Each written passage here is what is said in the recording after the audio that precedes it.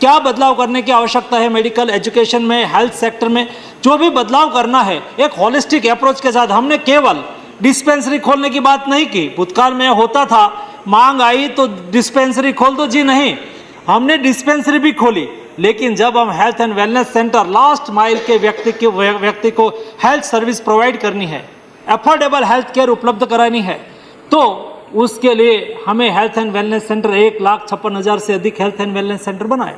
Health and wellness centre तो बन गया, लेकिन वहाँ डॉक्टर चाहिए। डॉक्टर चाहिए तो हमें मेडिकल की सीट भी बढ़ानी पड़ेगी। और मैं आपको ये फ्लोर पर बताना चाहता हूँ कि 2014 के पहले 54,000 MBBS की सीट थी, आज 1,07,000 MBBS की सीट बन। आज मेडिकल MBBS की कॉलेज 350 थी, आज 704 MBBS की कॉलेज है, मेडिकल कॉलेज है। ये क्यों किया? हम मानते हैं कि हमें डिस्पेंसरी चालू करनी है तो हमें मेडिकल कॉलेज बढ़ानी होगी, हमें डॉक्टर बनाना होगा। डॉक्टर बनने लगा और उसके साथ साथ मेडिकल एजुकेशन हम अच्छा, बेहतर और विश्व की आवश्यकता के अनुसार, देश की आवश्यकता के अनुसार डॉक्टर का भी निर्माण करें और स्टैंडर्ड क्वालिटी एजुकेशन भी दे। नॉट ओनली फॉर MBBS या medical education, but nursing is also one part of medical education. Dentistry is one part of medical education. ये सब मेडिकल एजुकेशन का, allied health services is also one part of medical education. ये सब medical education का एक part है और देश की रिक्वायरमेंट को भी हमें ध्यान में रखना है और दुनिया की आवश्यकताओं को भी हमें पूरी करना है। उसके लिए जो एक होलिस्टिक का एफर्ट हमने लिया है, इस एफर्ट के फलस्वरूप हम सबसे पहले नेशनल मेडिकल कमीशन लाए, उसको सक्सेसफुली इम्प्लीमेंट किया।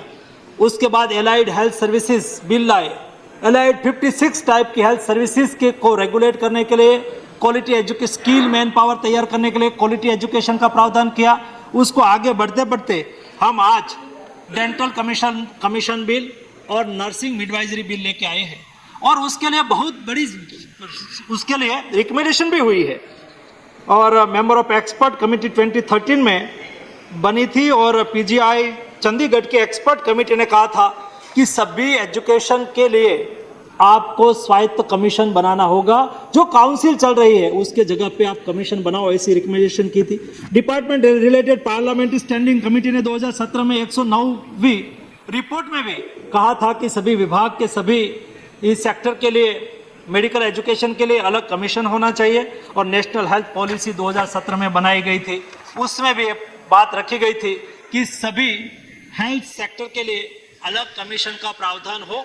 उसको देखते हुए हमने 2 कमीशन लाए और तीसरा कमीशन हम आज लेके आए हैं। ये लेके आने के लिए क्या उसको क्यों अनुशंसा करनी पड़ी, मैं इस फ्लोर पर बताना चाहूँगा कि समय के साथ बदलना बहुत आवश्यक होता है। समय के साथ हम ना बदलाव करें तो हमें पीछे रहना पड़ जाता है और इसलिए हम स्टैंडर्ड एजुकेशन कैसे दें। नर्सिंग का स्टैंडर्ड एजुकेशन, क्योंकि सिनारियो बदल गया। डेंटिस्ट्री पहले केवल टीथ निकालना था, अभी बहुत उसमें बदलाव हो गया। अलग अलग टाइप के एक्सपर्टाइज आ गए, अलग अलग टाइप के डेंटिस्ट्री में भी अलग अलग विभाग के एक्सपर्ट होने लगे। उसके लिए एजुकेशन सिलेबस तैयार करना, उसके लिए कोर्सेज चालू करना, उसके लिए सीट का प्रावधान करना और उसके लिए जो बदलते समय की आवश्यकता है उसको कैसे हम फुलफिल करें, उसका भी विचार करना आवश्यक था। उसको आज स्थिति ऐसी थी, जो काउंसिल, हम सब लोगों ने मेडिकल काउंसिल की स्थिति देखी थी और आज मेडिकल काउंसिल में और उस वक्त मेडिकल कमीशन में और काउंसिल में क्या फर्क पड़ गया। काउंसिल में जो लोग स्थापित लोग थे, कैसे भी करके इलेक्टेड होके आ जाते थे, 10-10, 15-15 साल से वही लोग इलेक्टेड होके आते थे, अपना ग्रुप बना लेते थे और स्थापित हित हो जाते थे। उससे बहुत मेडिकल काउंसिल की स्थिति बिगड़ गई थी। आज कमीशन के रूप में बेस्ट एडमिनिस्ट्रेशन हो रहा है। मेडिकल कमीशन के द्वारा नई मेडिकल कॉलेज पारदर्शिता के साथ खोली जा रही है। Medical college, national medical commission के द्वारा एक कमांड एंड कंट्रोल सेंटर बना के सभी मेडिकल कॉलेज को आज नेशनल मेडिकल कमीशन के साथ वर्चुअली जोड़ दिया गया है। 16 टाइप के कैमरा के द्वारा कोई फिजिकल इंस्पेक्शन की भी आवश्यकता नहीं रहेगी। ये बिल में भी हम प्रावधान लेके आए हैं कि कोई नर्सिंग कमीशन के द्वारा फिजिकल इंस्पेक्शन की आवश्यकता ना हो, डेंटल कमीशन के द्वारा कोई डेंटिस्ट्री की कॉलेज का फिजिकल इंस्पेक्शन की आवश्यकता ना हो, ये व्यवस्था ऑलरेडी हमने नेशनल मेडिकल कमीशन में खड़ी कर दी है। उसमें 16 कैमरा लगा हुआ है मेडिकल कॉलेज पर। ओपीडी कितनी आ रही है, पेशेंट कितने आ रहे हैं दिखाई दे रहे हैं, रजिस्ट्री ओपीडी रजिस्ट्री हो रही है दिखाई दे रहे हैं, कितने पेशेंट और कितने इक्विपमेंट है दिखाई दे रहे हैं। वहां हमें जाने की आवश्यकता ही नहीं है। आर्टिफिशियल इंटेलिजेंस के द्वारा हमारी मेडिकल कॉलेज को सूचना मिलने लगी है कि भाई आपके यहाँ ओपीडी कम हो रही है, आपकी इतनी ओपीडी होनी चाहिए, पप हो जाता है वहां पर, बढ़ाओ लेकिन आपकी मान्यता रद्द होगी। ऑटोमेटिक वो वहां तैयारी करने लगेंगे।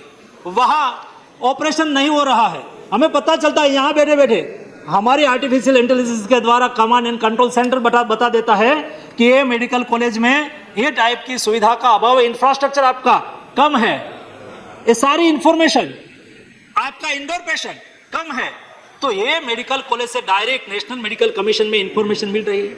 दूसरा, जो लोग 10-15 साल से बैठे रहते थे वहां, उसकी जगह पे कमीशन बनने से, ये मिडवाइजरी नर्सिंग कमीशन में भी प्रावधान रखा है, डेंटल कमीशन में भी प्रावधान रखा है, केवल 4 साल से ज्यादा वो नहीं रह पाए। कमीशन की मुदत 4 साल होगी, उसके ज्यादा कोई नहीं रह पाएंगे ताकि पारदर्शिता आएगी। दूसरा, इंटरनेशनल स्टैंडर्ड के अनुरूप वहां एजुकेशन दिया जाएगा। आज ये प्रावधान ही नहीं है, क्लैरिफिकेशन ही नहीं है कि कौन सा काम किसको करना है, अंदर कमीशन में भी कोई क्लैरिटी नहीं है। उसका नतीजा भुगतना पड़ता है हमारी डेंटल कॉलेज को, हमारी नर्सिंग कॉलेज को। नर्सिंग सेक्टर में भी ऑनरेबल डेप्यूटी चेयरमैन सर, दुनिया बदल गई है, दुनिया की रिक्वायरमेंट बदल रही है। ये बदलती रिक्वायरमेंट को पूरा करने के लिए कोर्स सिलेबस सभी में बदलाव करने की आवश्यकता है, और उसके साथ साथ इंस्पेक्शन की सिस्टम को बदलना है। आज एक कैसी स्थिति मैंने देखी, एक बार मैं रिव्यू कर रहा था तो इंस्पेक्शन करने वाले, नीति निर्धारण करने वाले और बांटने वाले या तो एफिलिएशन कॉलेज को अप्रूव करने वाले वही होते थे। तो जो रूल्स रेगुलेशन और प्रावधान होते थे, मैं प्राइवेट कॉलेज से रिप्रेजेंट कर रहा हूँ, तो मैं प्राइवेट कॉलेज के हित में ही वहाँ जो नीतियाँ बने उसके लिए प्रयास करूंगा। प्राइवेट कॉलेज के हम खिलाफ नहीं है, लेकिन उसका इन्फ्लुएंस वहाँ नहीं होना चाहिए। उसके पर उसको बैलेंस करने वाला आज कोई नहीं था। My self is health minister, but मेरा कोई कंट्रोल उसके ऊपर नहीं। ये काउंसिल तय करेगी, वो होगा, हम उसके ऊपर कंट्रोल नहीं करना चाहते हैं, लेकिन उसकी जवाबदेही तो होनी चाहिए, जवाबदेही सुनिश्चित तो होनी चाहिए। तो ये जवाबदेही सुनिश्चित करने के लिए कोई प्रावधान और कोई व्यवस्था ये दोनों काउंसिल में नहीं थी।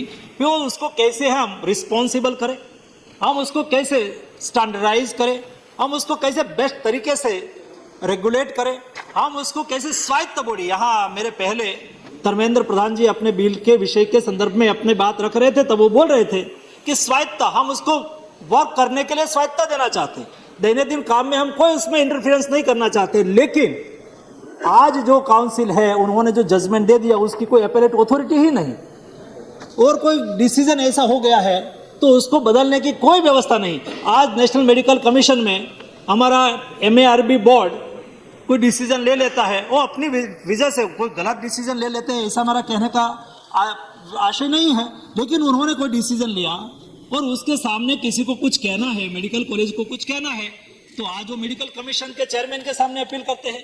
मेडिकल कमीशन के चेयरमैन से भी उस पर सेटिस्फैक्शन नहीं हुआ तो मिनिस्ट्री में वो अपील करते हैं, और वहां से 3 स्टेप उसको मिल जाता है, बाद में ही उसको कोर्ट में जाने की स्थिति निर्माण होती है, ताकि कोर्ट का केस भी नहीं बढ़ता है। पहले ऐसी स्थिति थी, हर दिन हर मेडिकल कॉलेज कोर्ट में चली जाती थी।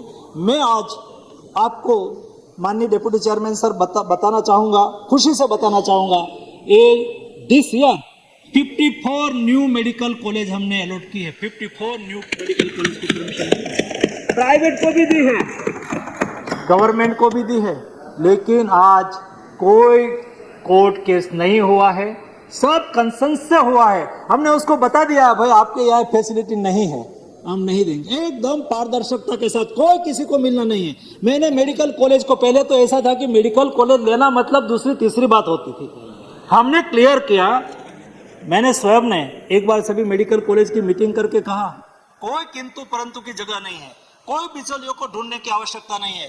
आपने रिक्वायरमेंट पूरी की, हम चाहते हैं कि मेडिकल कॉलेज के पास इंफ्रास्ट्रक्चर होना चाहिए। दूसरा, हम चाहते हैं कि मेडिकल कॉलेज के पास फैकल्टी होनी चाहिए। और तीसरा हम चाहते हैं कि मेडिकल कॉलेज के पास पेशेंट होना चाहिए। ये तीन प्रावधान पूरा करने वाली प्राइवेट मेडिकल कॉलेज हो या गवर्नमेंट मेडिकल कॉलेज हो, आप खुशी से आइए, भारत सरकार आपको अप्रूवल दे देंगे। आज 54 न्यू मेडिकल कॉलेज को अप्रूवल एक साल में दिया गया, क्योंकि हम देश में हम नहीं चाहते हैं कि यहाँ इस तरह से हम रेगुलेट करके रखें मेडिकल एजुकेशन को, नर्सिंग एजुकेशन को, डेंटल एजुकेशन को, ताकि हमारे स्टूडेंट को विदेश जाने की नौबत आए। हमारे प्रति वर्ष हजारों की संख्या में हमारे स्टूडेंट विदेश पढ़ने के लिए जाए और वहाँ खर्च करे, वहाँ एजुकेशन क्वालिटी कैसी है नहीं है उसका मैपिंग हम यहाँ बैठ के तो नहीं कर सकते हैं।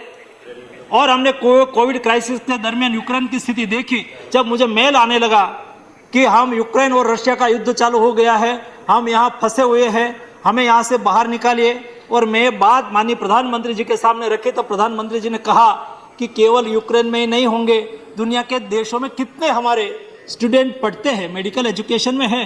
तो पता चला कि 60,000 स्टूडेंट विदेश में पढ़ रहे थे, और उसको कोविड के दरमियान और यूक्रेन क्राइसिस के दरमियान ये स्थिति में मोदी जी ने वापस लाने की एक बहुत बड़ी मुहिम ऑपरेशन चलाया और हमारे सारे स्टूडेंट को वापस लाए। तब पता चला कि इतनी बड़ी संख्या में हमारे स्टूडेंट विदेश में पढ़ते हैं। क्या हम हमारे देश के युवाओं को इंडिया में अपॉर्चुनिटी नहीं दे सकते? क्या हमारे स्टूडेंट यहाँ पढ़े, हमारे ट्राइबल विस्तार के, हमारे एस्पिरेशनल डिस्ट्रिक्ट के स्टूडेंट युवा, उसको एस्पिरेशनल डिस्ट्रिक्ट में एजुकेशन लेने का अवसर मिले। हमारे एस्पिरेशनल डिस्ट्रिक्ट में काम करने वाले या तो एस्पिरेशनल डिस्ट्रिक्ट में रहने वाले हमारी युवतियों को नर्स बनने की अपॉर्चुनिटी मिले, उसके लिए क्या करना चाहिए? और हमने लगभग ज़्यादा डिस्ट्रिक्ट में मेडिकल कॉलेज चालू कर दी है और आगे मेडिकल कॉलेज हम बढ़ाते जा रहे हैं। और उसके साथ नर्सिंग कॉलेज भी, नर्सिंग एक बहुत बड़ी अपॉर्चुनिटी है। आज देश में यहाँ बात हो रही थी कि डेंटिस्ट, ये हमारा सॉफ्ट पावर है, उससे हम दुनिया की सेवा भी कर सकते हैं और आजीविका भी कमा सकते हैं। हम भली भांति समझते हैं। आज हमारे केरला की नर्सिस, आज हमारे भारत की नर्सिस, आप अमेरिका में जाओ, कल्पना ही नहीं कर सकते भारत के डॉक्टर और भारत के नर्सिंग के बिना वहां का हेल्थ सेक्टर पूरा हो सकता है। जी नहीं, आज अमेरिका की 8% नर्सिस इंडियन नर्सिस है। आप गल्फ कंट्री में चले जाओ, गल्फ कंट्री में ज्यादातर हमारा हेल्थ वर्कफोर्स इंडियन है। और आप केरला में चले जाओ, केरला की जो आपको समृद्धि दिखाई दे रही है, वहां बहुत बड़ी ज्यादा इंडस्ट्रीज नहीं है, लेकिन लोगों का परचेज पावर ज्यादा है, क्योंकि हमारे लोग वहां से दुनिया में जा रहे हैं, नर्सिंग के रूप में, पैरामेडिक स्टाफ के रूप में अपनी सेवाएं दे रहे हैं, दिरहाम और डॉलर में पैसा कमाते हैं और अपने वतन में वो पैसा भेजते हैं, ताकि हमें वहां हमारी समृद्धि दिखाई दे रही है। इस समृद्धि को एनकेस करने के लिए देश में नर्सिंग की संख्या बढ़े, हमारी रिक्वायरमेंट पूरी हो। हील बाय इंडिया, हम इंडिया के द्वारा दुनिया को स्वस्थ रखना चाहते हैं। हील बाय इंडिया के तहत वो दुनिया में भी अपनी सेवा दे सके, उसके लिए आज नर्सिंग सेक्टर में भी सिलेबस बदल रहा है। दुनिया की क्या डिमांड है? दुनिया में आज विश्व के यूरोपियन देश, जापान, वहाँ से डिमांड आती है कि हमें इंडियन नर्स चाहिए, क्योंकि Indian peoples are polite and peace loving. India के लोग पोलाइट होते हैं, पीस लविंग होते हैं, और इसलिए दुनिया चाहती है कि इंडिया के मेन वर्क फोर्स हमारे यहाँ आए। जापान ने कहा कि जापानीज लैंग्वेज हमें सिखानी है और हमारी नर्स यहाँ से तैयार हो, जापानीज लैंग्वेज में तैयार हो, और उन्होंने आग्रह रखा कि नॉर्थ ईस्ट से हमें नर्सिंग वर्कफोर्स मिले तो अच्छा है। और मैं इस सदन को बताना चाहूँगा कि हमने असम की 3 नर्सिंग कॉलेज में जापानीज लैंग्वेज पढ़ाना चालू कर दिया, और हमने डिसीजन लिया है कि सभी हमारी नर्सिंग कॉलेज है, वहाँ नर्सिंग कॉलेज में सेकंड लैंग्वेज के रूप में 5-6 लैंग्वेज हमने आइडेंटिफाई की है। ये 5-6 language, French language, German language, Japanese language, Arabic language, उसमें से कोई ना कोई एक लैंग्वेज सीखे, ताकि वो यहाँ से वहाँ जॉब के लिए जाए तो उसको सुविधा रहे और दुनिया की भी मांग पूरी हो और हमारे देश के लोगों को रोजगारी का अवसर भी मिले, देश में भी रोजगारी का अवसर मिले। और केवल हम मेडिकल नर्सिंग कॉलेज खोल रहे हैं, उसके साथ हम देश में सरकार की ओर से प्रधानमंत्री जी ने बहुत महत्वपूर्ण डिसीजन लिया कि हमने मेडिकल कॉलेज चालू की है। सभी मेडिकल कॉलेज के साथ एक नर्सिंग कॉलेज भी हम मंजूर करते हैं, 10 करोड़ रुपया एडिशनल दिया जाएगा, ताकि मेडिकल कॉलेज के साथ एक नर्सिंग कॉलेज भी, BSc नर्सिंग कॉलेज भी वहाँ स्टार्ट हो और वहाँ बेहतर एजुकेशन मिले। यहाँ सम्मानीय सदस्य ने अपनी बात रखते हुए कहा कि हमारा medical nursing education allied health services के लिए भी मेडिकल कॉलेज में अपॉर्चुनिटी होनी चाहिए। मैं भारत सरकार मानती है कि मेडिकल कॉलेज केवल मेडिकल कॉलेज MBBS का ही एजुकेशन दे, ऐसा नहीं होना चाहिए। MBBS के साथ वहाँ नर्सिंग कॉलेज भी चले, वहाँ पैरामेडिक और हेल्थ सर्विसेज भी, all type of allied health services के कोर्स भी चले। और हमारे तंबी दुराई जी ने कहा हम तो ओपन है, लेकिन आपकी स्टेट गवर्नमेंट उसमें सपोर्ट नहीं करती होगी, तो मैं अवश्य लिखूंगा कि संसद में ये विषय उठा है, आप आपके राज्य में एलाइड हेल्थ सर्विस का कोर्स कोई चालू करना चाहे तो अवश्य उसको अपॉर्चुनिटी देनी चाहिए, क्योंकि इंफ्रास्ट्रक्चर एक ही मिल जाता है और हमें health workforce, new skill health workforce मिल जाता है, तो हमें अपॉर्चुनिटी को एनकेज करना चाहिए। और मैं अपेक्षा करता हूँ कि राज्य सरकार उसके पर काम करे। यहाँ नेक्स्ट के बारे में भी बात हुई। नेक्स्ट की एग्ज़ाम हम मेडिकल कॉलेज में भी MBBS के भी लेना चाहते हैं और डेंटल कमीशन द्वारा डेंटिस्ट्री और नर्सिंग के लिए भी लेना चाहते हैं। उसका उद्देश्य ये है, आज उसका इम्प्लीमेंटेशन ऑलरेडी लीगल विभाग में हो गया है। फॉर एग्जांपल कोई LLB करता है तो LLB हो गया, लेकिन उसको एडवोकेट के रूप में जब प्रैक्टिस करनी है तब उसको एग्जाम पास करनी होगी। जब एग्जाम पास करने के बाद ही वो प्रैक्टिस कर पाएगा। वैसे आप MBBS हो गए, आप BSc नर्सिंग हो गए, आपको डिग्री मिल गई, लेकिन जब आपको नर्सिंग के रूप में कोई जगह पे जॉब में जाना है, आपको मेडिकल प्रैक्टिस करनी है, आपको नर्सिंग की प्रैक्टिस करनी है, तब आपको नेक्स्ट एग्जाम लेनी है और नेक्स्ट एग्जाम से पास आउट व्यक्ति वहाँ जा सकते हो और उसमें कोई घबराने की आवश्यकता नहीं है। ये कोई एग्जाम कठिन एग्जाम ले ऐसा नहीं है। जिन्होंने जिस विषय की पढ़ाई की है उसका एक एवरेज असेसमेंट के रूप में वो लिया जाने का प्रावधान हमने किया है। ये साल में तो हमने नहीं लिया है और अगले साल में हमने MBBS के लिए नेक्स्ट एग्जाम को अभी उसकी प्रिपरेशन हो रही है, बाद में लेंगे। लेकिन एक तरह से सारा मेडिकल पैरामेडिकल एजुकेशन एक सिस्टम में आ जाए, ये हमारा उद्देश्य है, ताकि हम बेस्ट से बेस्ट हमारा नर्सिंग एजुकेशन दे पाए, हम बेस्ट से बेस्ट हमारा डेंटिस्ट एजुकेशन दे पाए। मैं अपेक्षा करता हूँ कि दोनों बिल आने वाले समय की मांग को पूरा करने के लिए है। मेडिकल एजुकेशन का हमारी देश की वर्तमान रिक्वायरमेंट को भी पूरा करना है, देश की भविष्य की रिक्वायरमेंट को भी पूरा करना है। क्वालिटी एजुकेशन हमें हेल्थ सेक्टर में प्रोवाइड करना है, स्थापित हितों से देश को मुक्ति दिलाना है। एक पारदर्शी एजुकेशन हेल्थ सेक्टर में हो, उसके लिए जो हमने बदलाव शुरू किया है उसकी श्रेणी में ये तीसरा और चौथा बदलाव है। फार्मेसी कमीशन भी पांचवा बदलाव के रूप में आएगा, ताकि एजुकेशन की सिनर्जी बनी रहेगी, पारदर्शिता से इस सेक्टर में एजुकेशन होगा, कोई बिचौलिया और किसी की रिकमेंडेशन की आवश्यकता नहीं होगी। एक बैलेंस एजुकेशन यानी कि एक बेस्ट अपॉर्चुनिटी अपील की दी जाएगी, ताकि उसकी कोई बात को रखना है तो अवश्य रख पाए। डिजिटल टेक्नोलॉजी का उपयोग करना है, आर्टिफिशियल इंटेलिजेंस के साथ असेसमेंट करना है, ह्यूमन इंटरफेरेंस को कम से कम करना है, ताकि एजुकेशन सचमुच एक इंटरनेशनल स्टैंडर्ड का हमारा एजुकेशन बने और दुनिया में छवि होनी चाहिए। आज मुझे प्राउड है, हम सबको प्राउड है, इंडियन डॉक्टर है, दुनिया रिगार्ड करती है।